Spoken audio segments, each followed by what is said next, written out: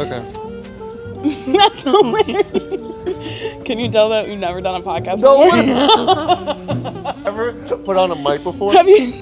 No, wait, how do people do this? Cut the cameras. This is so much better, eh? Like Yeah. Hey, quick change done. Welcome back. Welcome to Never Done This Before. As you can fucking tell by however many outtakes we just filmed. Literally. Today we have a co-star. His name's Henny Wang. Introduce yourself to the people. Woo! Everybody's cheering. Guys, calm down. Our studio audience. Everybody stop. Our studio audience is so fucking loud. Like, you guys, seriously, we haven't even said anything. My name is Henny Wang. I'm from Toronto. I reside in Cleveland, Ohio, and I am the business owner of Inscentive. Hey! This man has never said reside. I know. That's like probably the second time I've ever used that term. Reside. Reside. You know, the red dot like does something to people. I heard someone lately, she was on ESPN and she thought that was like gonna be her big break. And she was like, every red dot is the same. Because it's true, like you feel awkward. Red dot is mean like recording. Okay. Whether she's filming for ESPN or like filming content at home. Sure. She was like, it's the same mindset. And I thought that was interesting. That is cool. It's a new week. Did you have a good weekend? I did. What did I do all week? I worked all weekend this weekend, so Well, it was okay. and that's the life of an entrepreneurial Yes. baddie. Try not to do 7 days a week anymore, but this week I did do 7 days, but that's okay. That's what happened. I mean, you're just starting, Yeah, sort of. Exactly. When did you start, like, this idea? I feel like we don't know the origin story. Like, what's the tea? It started in 2022. In 2022, May 2022. I might be lying to you, and it might be 2021, but it was in May for sure. I mean, out of my apartment in Warrensville Heights. Wow. But, like, okay. So when you were younger, have you always been, like, interested in fashion? Or, like, just you like the aesthetics of things and home decor? Like, what was it? I've always been into fashion because of my mom. Because my mom worked from home. So in the summer, she's a infamous window shopper. So she only went window shopping. So I'd go with her window shopping all summer. Like, but I don't know. I've never really been into like that, but I've always had interest in my own opinions, and my mom's probably my biggest influence when it comes to what to wear. Wait, that's so cute. What's her vibe like? Like, what's her aesthetic? She wears whatever she likes, and she makes a lot of her own clothes. Do you know how to sew? I don't. Oh! I take it home to my mom. Jail. Jail! So you're gonna rely on her forever. Like, what? One of my first bags that I used to have for the candles was like a knit bag, and my mom knit all the bags. I don't even know. I think I have one at home. Yeah, literally, and I had a tag, an incentive tag, and it low-key looked like a fishnet, but she knit all the bags. Wait, was it like, you know those like grocery bags? Yes, it was exactly like that. Yes. Wait, yes. that's cute though. Yes, and then it had like a green incentive tag on it, and then I would give all the candles in those at pop-ups. That's actually what my sick. bags were. Yeah. Wait, that's. Yeah. So has she always been supportive of like your endeavors? I know that's like a tough cultural thing. It's a cultural thing. Because what were you doing before this? So before this, I was in corporate. Yikes! But you made it out. He's free. The shackles are broken. Literally. I was in corporate. I was actually in the pharmaceutical industry. I was a scientist and chemist. So I was very something much light. Something so chill. Something so chill. I was just mixing up chemicals. Like people were trusting me not to blow up the lab. Exactly. You were literally in the lab. In the lab cooking. And then I'd be back in my cubicle cooking Incentive, like literally back and forth all day. That's crazy. So I was very much so warped into corporate, out of school, straight when I was 21, graduated, and I've been in corporate ever since. So you were cooking in the lab, and then you said you would go back to your cubicle and cook on Incentive. Yes. So like, how much of your brain was just like, yo, I can't be. How long were you in corporate being a chemist until you were like, I really want to pursue having my own company? Probably when I was 28, 27, I think. Which was how long ago? He's acting like everybody knows. 4 years ago. So I mean, when I started it, really, that's when I was like, okay, I need to do something else because there's no way I'm about to retire doing this. Because you were just getting drained. And I was not very good at my job, to be quite honest. I kind of just... The whole saying of like faking it till you make it, literally. Yeah. Literally faked it till I made it. But I feel like, okay, there's a lot of controversy on like fake it till you make it. Because some people say like you shouldn't fake confidence. Sure. But I don't know if I agree with that. No, I think you have to be a little delusional to do whatever you want to do. Is delusion the same as faking it, though? Because I feel like when you have delusion, and, like, the whole like, I'm a dululu girl, Right. means that you are believing in yourself, like, to an insane amount. I Yes. feel like that's very different than faking it till you make it. Like, Okay. is faking it till you make it actually being fake? Or is it, like, putting yourself in a mindset that you just haven't created for yourself yet? I think when I was working corporate, I was faking it till I made it. For your entrepreneurial things. Yeah, but for entrepreneurial, I had to be a little delulu, though. And I think everyone who takes the next steps is a little delulu, is a little bit crazy, because... Wait, I think it stopped recording. Oh, you're meant to do this. Okay, period. Yay, I'm so prepared. Thank God. So Corporate, with corporate, you low-key were faking it until you made it, until you Yes. were, like, working up in the ranks as Correct. a chemist. Correct. And then for your entrepreneurial side, you were like, no, I have to be delusional and, like, just believe in myself 100%. Yes. Because I think it's very hard for people to, at least for me, it depends how you grew up, but, like, if you didn't hear the most positive encouragement all the time, you know, from your parents or whatever, I think you have self-doubt. Which I think everyone has self-doubt, but some people are just better at locking in and not focusing Well, on some people are grow up with, like, all sunshine and rainbows, you can do anything. Right. And then for me, Yes. I think it was kind of more like my brother and I, because I have an older brother, like, it wasn't necessarily sunshine and rainbows, but, like, because we ended up being pretty good at sports. Yes. We were academically good, which I'm sure you were the same way, being a chemist. Yeah.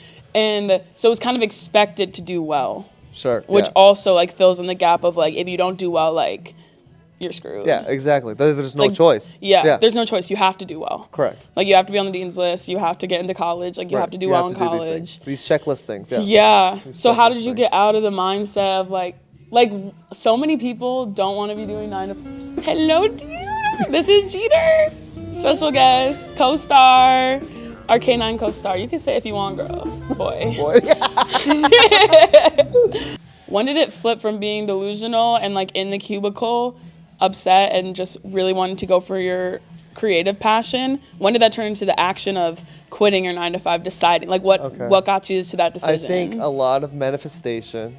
Oh, I didn't know you were manifesting, girly. Big manifesting. If people who have followed my personal page on Instagram for a long time have always known since I started Inscentive, I used to take brands like Aesop, which is like a big candle brand, like, which is one of my, like, you know, one of the brands I looked after, Malin Gates, even Kith, honestly, and I would take, like, their storefront and I would cross it out and I would write Incentive on it. Like, I used to do that every week, like, on my story. I just Wow. would, because Aesop they're, like, notoriously known for, like, having storefronts that are very, like, unique in, like, Copenhagen, like, random places where, like, Unexpected. yeah, unexpected. And they were doing it before every brand was doing it. Yes, literally, and they're Yeah. like, because if you know our brand, you know, and, like, you search it up, and, like, it's, like, you're going there and you know what you're going for. Like, so they kept that slogan. That's how they ran their business. But anyways, all that to say, like, I used to manifest a lot, and, you know, pray to whomever, you know, you believe in, and a lot of that. So Yeah. I think a mixture of those two things really got me to, like, provide the necessary steps that were Where did you learn how to there. manifest? Like, who introduced you to that concept? I don't know. I think it's part of my Dululu side. You were just like, I think I so you just- probably didn't even see it as, like, how people see, like, oh, I'm going to make a Pinterest mood board. Like, I'm going to No. put all this together. You were just like, no, I want this, but, like, for my brand, so I'm going to cross that out and put my brand on Yeah. it. Yeah. That's actually wild. I don't think I did it with full. I didn't do it with, like, the meaning, or knowing how much meaning and impact it actually would have. I did it with The power of the power of it. manifesting. Yeah. The power of that. And then you just did it. And then I did it, and I mean, one thing led to another, honestly.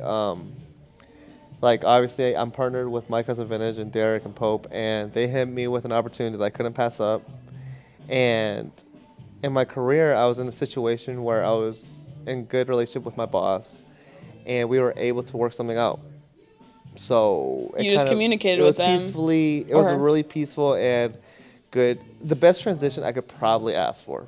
Do you think that's because, like, it was supposed to happen at that time? I think absolutely that's how it's supposed to happen. Lately, and over the past couple of years, I don't know, once I started developing my frontal lobe, because I turned 25 last year, but, like, the whole thing, everything happens for a reason.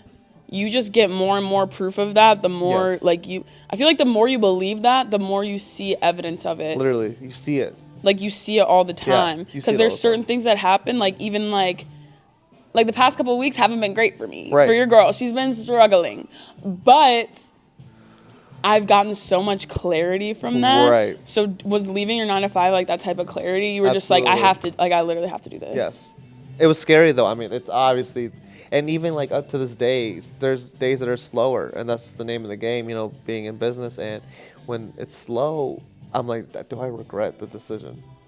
I never regret it, but How long do those thoughts last? Because everybody has those thoughts. Like I'm trying to make it with content. You see it. And when you work really hard on a video and then it gets less than your other videos, right. You're just like, well, fuck. Like, it's so easy to just be like, never mind. Correct. So, like, do you ever, you just said that you have doubts like Yes. that. What do you do to counteract them? I think go on walks, and I think you do need to have some people in your corner. I have good people in my corner, and you just have to be vocal and kind of just say it out loud. And just, you know, and I tell people all the time, you have to keep the main thing. So I just, like, step back and, like, 10 years from now, what is the main thing? I'm like, okay, so this is just a day, an hour, a chapter, a week, whatever it may be, the time frame, and the main thing. So that's wisdom! That's how I keep it pushing. I never knew you had this much wisdom. I always look at the big picture, always. Yeah. Always. Have you ever heard of people saying about, like, your the deathbed perspective? Like, when you're on your deathbed? Yes, I say that all the time. I think like that. Ever since, and that's like, I'm not encouraging this, but like I've never enjoyed my personal birthdays because I know that I'm 1 year closer to death.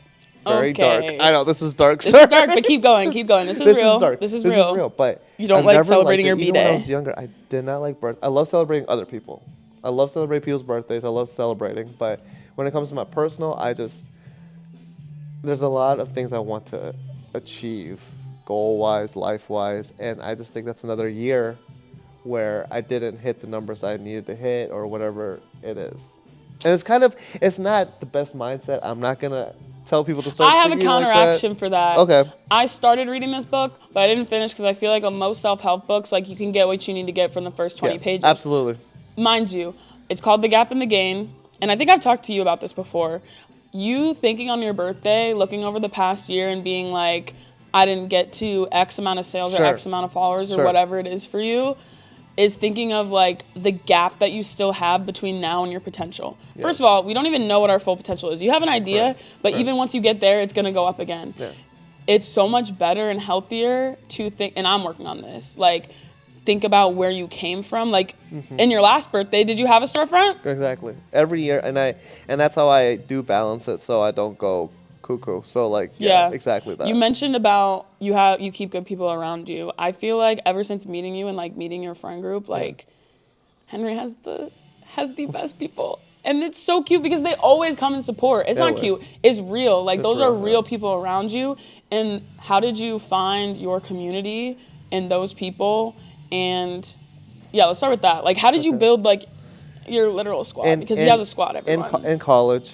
It's been like 10 years now, yeah. So in college is where I met them. I kind of just kept the relationship going. Because my family's in Toronto, so like, you know, when I couldn't make it home for holidays, I usually go to someone's home for a holiday. Yeah. So like everyone's, you know, I took my turns with everybody, and then over time it just becomes more than just friends. So what advice do you have for people who are like looking to find friendships? Because as an adult, it's like really hard to find friends and genuine people. That is And sometimes you meet someone, you think they're cool. Yeah. And then they're not. And then they're not cool. Or they're just not for you. Not to say they're not cool. Yeah, they're just not for you. They're just not for you. They're not your flavor. But I don't really go out looking for people. Where do you see other people fumble when you're like, bro, like how do you gauge if you want to fuck with somebody? For real. I feel like you just have to have that intuition. You have to have intuition, but sometimes time tells though, right? I mean, you can keep a healthy distance with people. Like just because you meet someone, you have similarities, like doesn't mean you have to be bestie right away. Facts. You kind of you have to see how people move, and especially if you have things going on for yourself, like keep an eye out for Selena. You need to look out for yourself, and you need to know what you bring to the table. period. Like, you need to know what you bring to the table as a person. When you started out in your business, did you always have confidence on like what you brought to the table? Like, what did you first launch with? Candles. So I just launched with 2 candles, rooted and grounded, and I mean, I built relationships with people at exhibition, and they helped me get my candles in there, and that's where it kind of like trickled. Shout out to Dustin. Dustin's actually the person that got my candles into exhibition, which is like a big, like streetwear store here in Cleveland and Detroit now. But I built that relationship from living on the east side, and I'll go running every other day, and I would just stop by the store and say what's up. So it literally went from that to, oh, like, how's your weekend? Oh, maybe we should go out sometime. Oh, and then boom, boom, boom, boom, boom, and then one thing leads to another every single time. Hey. Bro, you're so nice. Wait, are they from La Playa? Where are they from? No, Blue Hab. Blue Hab? Sorry. Guys, one of the owners of My Cousin Vintage is like so scary. Like, if you see him, beware. Your dog made an appearance. Does she need to sign like? Do you need to sign like an Derek, NDA? come say hi. What up? Thank you. What do you want me to say hi for? You can just say hi. What up? Derek, and the dog was Jeter. Derek Jeter. That's their ship name. How did you know that you were good at like? I wasn't. It was just a passion project. That's what I lied to myself and told myself it was going to be a passion project. Even though it cost money? Yeah. I told myself it's just a passion project. It's like when people pick up on hobbies. I was going to make this a hobby. I feel like people struggle with that these days because everybody sees any type of hobby or thing that they like as like, frick, I got to become an entrepreneur now. Yeah. Like That's not true. Yeah. It's not true, and it's not for everybody either. Yeah, correct. Like, it really isn't. But I think I was lying to myself so it wouldn't be as serious. Like, I would tell myself it's a hobby, knowing damn well this is not a hobby. Like, I'm not. But it seems like you were trying to make the mindset of like, oh, it's still playful, it's still fun. Yes. Like, it's not over serious. Correct. It wasn't like you were diminishing like the value of it, because at the same time you were putting incentive on Correct. like Correct. you're manifesting Correct. at the same time. Yes, correct. That's wild. How did you scale it? Like, you started with candles. Like, what was the next step into clothing? Like, when did that happen? It was room sprays after candles. Room sprays. Room sprays. So I stayed in the fragrance line, home decor. That really was like my biggest thing. Like, starting out, that was what it was. That's why all like the model brands I had were all home interior fragrances and all that. And then clothes kind of just started with, again, I guess, passion project on the side. You're just interested in clothes. Interested, yeah. I was interested for fun. Oh, maybe friends and family will support and they like it, they buy it. Everyone loves a wearable. Yes, right. But you weren't just making like a normal T-shirt though. Right. I like to have fun with it a little bit, and I don't know. It's cool. It's cool to see people when they support you and they have your stuff on and they genuinely like it. I mean, it's cool. Yeah, and like the essence of your brand. I mean, you've talked about pretty much like all aspects of it is like staying grounded, staying rooted, and I feel like a lot of it is around community. Yeah. So like, what do you hope to grow with the Incentive brand? Like, what do you want people to like feel when they wear it, feel when they shop Incentive, like all of that? So real like high level, like growing up, I moved around a lot. Like, I mean, all over the United States, like 6 different states, and then ended up in Canada.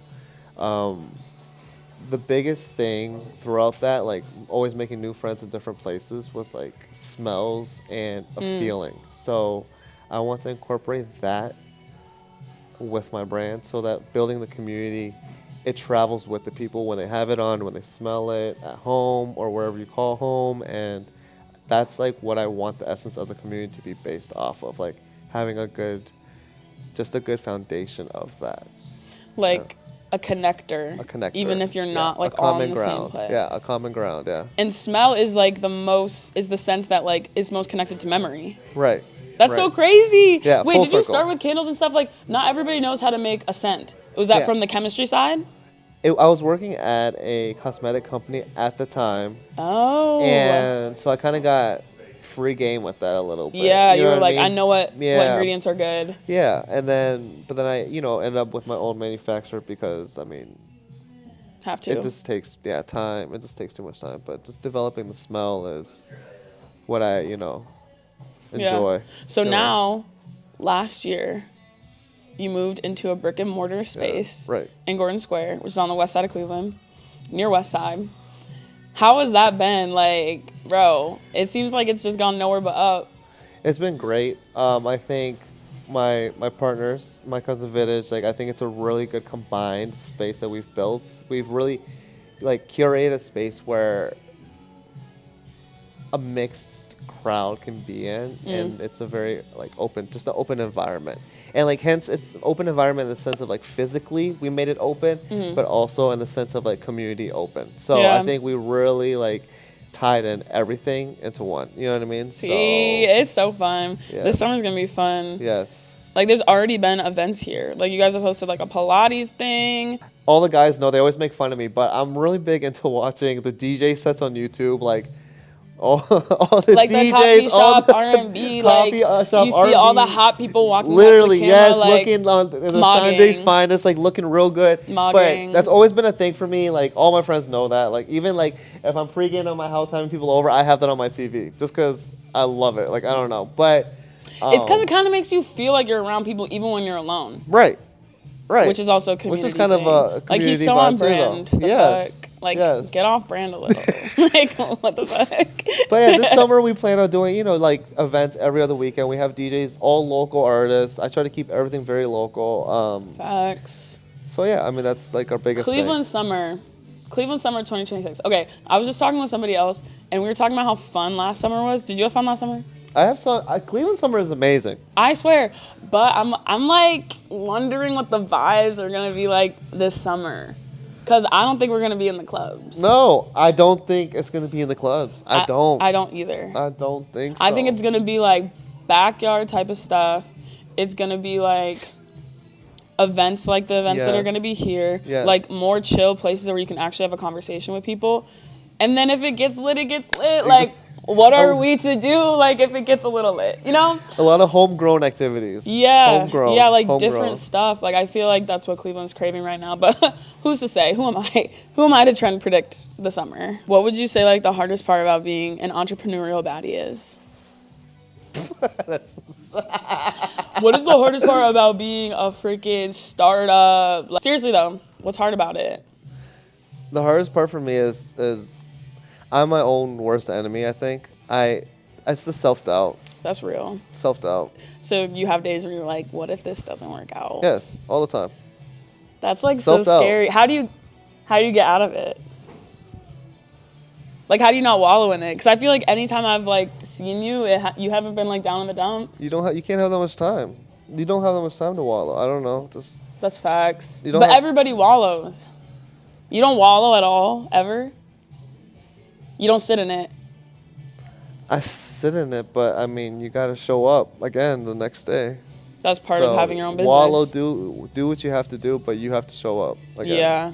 And that's what's So if you're gonna show up, you might as well like be fucking happy. Like, exactly. Because and when you grateful. and I've found out like even when you show up and your mental's not right, it affects other things. Mm-hmm. It trickles into a lot of other things. So it's just like you need to get your mental right.